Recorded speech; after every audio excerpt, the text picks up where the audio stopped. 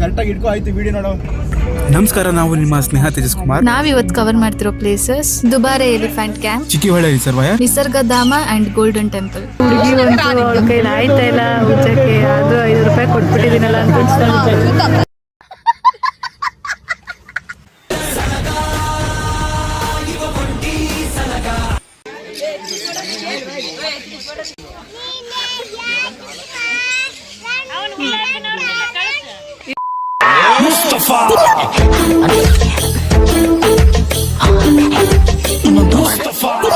ಒಂದು ವಿಡಿಯೋ ಇಟ್ಕೊಳಕ್ ಬರಲ್ಲ, ಒಂದು ವಿಡಿಯೋ ಮಾಡಕ್ ಬರಲ್ಲ.